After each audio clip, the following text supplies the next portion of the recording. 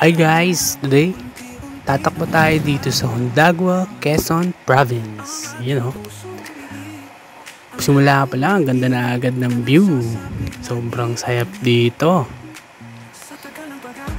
At yan, simulan natin tumakbo dito. At simula pa lang ahon na agad guys, grabe. Pero sobrang sarap ng hangin dito, kaya na-enjoy ko talaga yung aking pagtakbo. Yeah.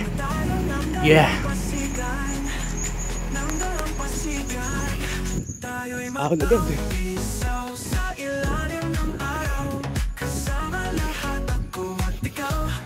At dahil nga ang dami na parami yung ating kain last night, so naisipan nating tumakbo dito. Talaga nang para tunawin yung ating mga kinain. At yan, sobrang sarap ng hangin. At sa sobrang sarap nga ng place, talagang para ma-enjoy ko talaga yung lugar. Napasarap, palakad talaga ako guys. Kaya ayan, pero totoo lang, napagod ako agad. Pero ayan, tuloy-tuloy lang ang ating takbo dito. At ito may ginagawa dito. Ayan, kasi may gumuho daw na mga bato dyan.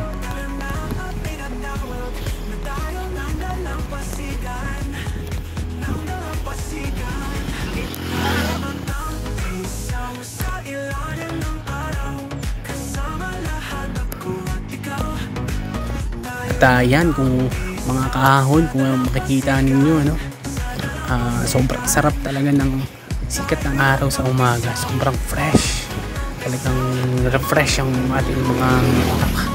So yan, pag nagbabakasyon, nagpapahinga tayo, iba tayo ngayon. Kapag ka nagbabakasyon, tumatakbo. Running era daw pero ayan, talagang para tayo makapagbawas ng ating mga kinain at makatunaw. Ayan, nakita natin napakapayak ng mga bahay dito. Sobrang refreshing, sobrang peaceful. Talagang yung mga bata, ayan, yung mga bahay sa probinsya, ibang iba talaga sa syudad. Talagang para sa akin, kung gugustuhin ko dito talaga kapag magbabakasyon, napakasarap sa mga probinsya natin. Kaya tayo sobrang blessed natin kapag tayo ay may mga ganitong lugar. So yun, talagang salamat sa Lord talaga dahil may mga ganitong lugar, Ayan. Lolong.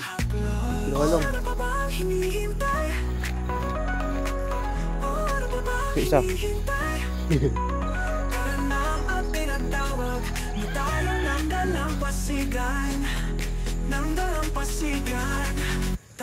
Teral.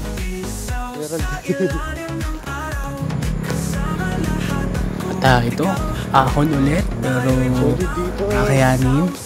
Ayan, napakasarap ng mga puno, napaka-refreshing. Yan, napakagandang araw, kaya kayo dyan sa syudad, ingat kayo.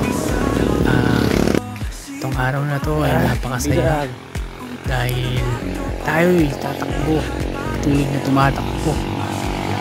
Ayan, enjoy lang natin hanggang sa naabot ko na nga yung pinakakanto dito sa Toll Power dito sa Hundagua. Sa kanto ng Hundagua na to, malapit ko nang abutan yung kanto. At ayan, almost 1 hour na tayong tumatakbo dito sa part na to. Pero ayan, medyo nararamdaman na natin yung bigat. Pero patuloy tayong tumatakbo sa buhay kahit na anumang mga pagsubok na pinagdadaanan natin.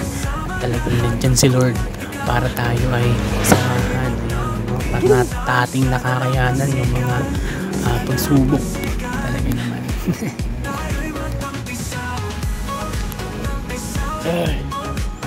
Solid yun.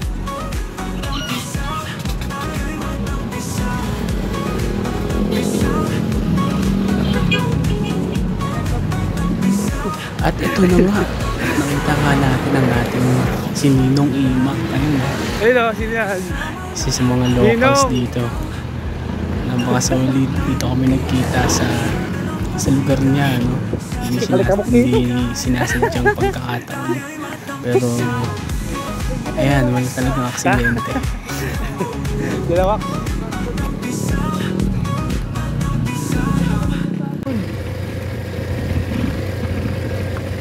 Yun yung gumuho dati yung ano, yung matinik na yun. Buti malayo yung sa ano mo. Yung gumuho na nakaraan. Saan doon? Nagtutukan yung mga bahay doon.